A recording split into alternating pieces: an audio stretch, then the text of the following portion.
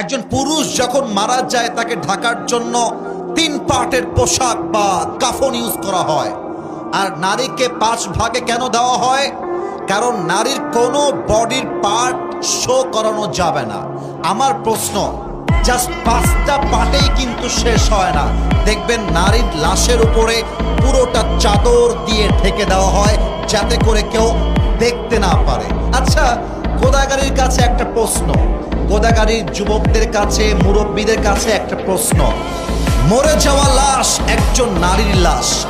দুলাভাই যদি এসে বলে আমি আমার শালীকে বড্ড ভালোবাসতাম, শালী আমারে বড্ড শ্রদ্ধা করত, সম্মান করত, আমার শালীর লাশটা আমি দাফন করব, একটা কথা আওয়াজ দিয়ে বলবেন।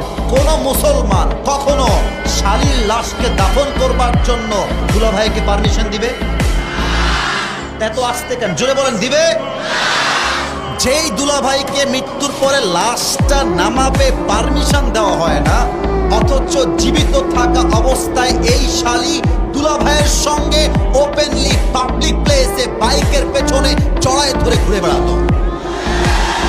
আমি ভুল বললাম না ঠিক বললাম? বলেন সবাই। আর একটা প্রশ্ন গোদাগাড়ির কাছে রাখতে চাই।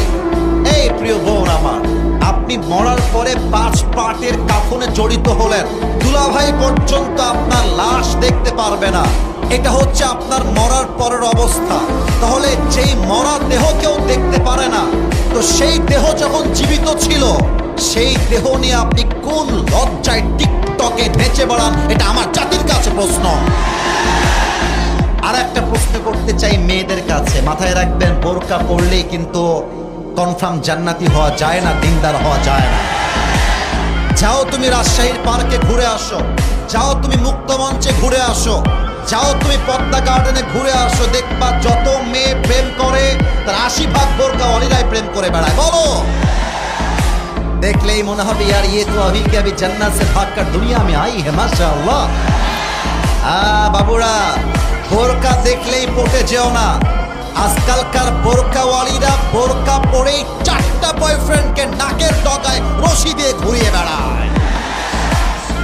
আর কি বলবো দুঃখের কথা, মেয়েরা বোরকা পরেও আজকাল পর্দা করে না কেন? আমি 2টা এক্সাম্পল দিব, আমার কথা রাগ করতে পারবেন না। রাগ করবেন? আমি নাটা শুনতে পাইনি, রাগ করবেন?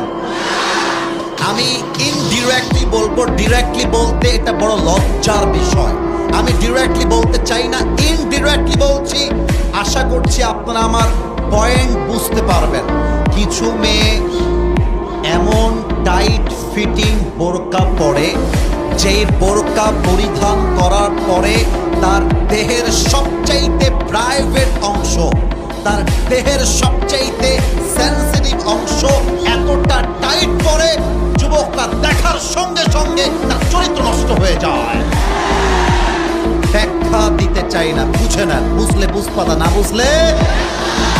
সেকেন্ড কথা, মেয়েরা দেখবা বোরকা পরার পরেও এই যে হাতাটা খোলা রাখে। শুধু এখানেই শেষ নয়, এই হাতাতে আবার মেহেন্দি লাগায়, পুরো হাতটা মেহেন্দি দিয়ে ভরা, আর বোঝায় मेरा चेहरा तो तुम नहीं दे सकते लेकिन हाथ से ही पता लगा लो कि मैं खूबसूरत हूं। প্রিয় বোন, এইসব বাটপারি আমাদের কাছে কইরেন না। আপনি হাত খুলে ঘুরবেন, আপনার হাতের মেহেদি দেখাবেন, চোখ দিয়ে মায়া লাগাবেন, আমি বলবো এটা উপরে ফেটফাট, ভিতরে পুরোটাই সদরঘাট। এটার নাম বোরকা হইতে পারে না, এটার নাম পর্দা হইতে পারে না। আরে পর্দা হবে এমন পর্দা, নারীর হাত তো দূরের কথা, নারীর চোখটা পর্যন্ত কেউ দেখতে পারবে না। আল্লাহ মেয়েদেরকে বোঝার তৌফিক দান করে, পড়েন সবাই আমিন। মেয়েরা বোরকাও পরে ফ্রি মিক্সিং এ ঘুরে বেড়ায়, মেয়েরা বোরকাও পরে হ্যালো ভাইয়া কেমন আছেন, ভুলেই গেছেন ভাইয়া। আর বোরকা পরে এমন মিষ্টি ভাষায় কথা বলে, এই তো পয়েন্টে চলে আসছি। আমরা তো একটু কিছু বললেই ইফতিজিং হয়ে যায়, একটু কিছু বললেই মামলা হয়ে যায়। তোমরা যে ঘুরে বেড়াও, তোমাদের দোষ হয় না কেন? আপনি রাস্তায় রাখছেন মাছের প্লেট, আর মাছের প্লেটের উপরে কোনো প্লেট নাই, মাছ খুলে রাখা। বিড়ালকে বলবেন এই বিড়াল খবরদার সোনামণি, বিড়াল বলবে তুই যতই ওয়াশ কর কাজ হবে না, আমি মাছ খেয়েই ছাড়বো। প্রিয় বোন, আমাদেরকে ইফতিজিং মামলা দেওয়ার আগে আপনাকে আপনার বোরকা ঠিক করতে হবে, আপনাকে আপনার পোশাক ঠিক করতে হবে, চরিত্র ঠিক করতে হবে। আমরা কিছু বললেই দোষ হয়ে যায়। আর কি বলবো, বোরকাওয়ালি মেয়েদের রুচিও খারাপ, আজকালকার দিনদার পছন্দ হয় না, গাঞ্জাখোর মেয়েদের বেশি পছন্দ হয়। আল্লাহ মেয়েদেরকে হেদায়েত দান করুক, পড়েন সবাই আমিন।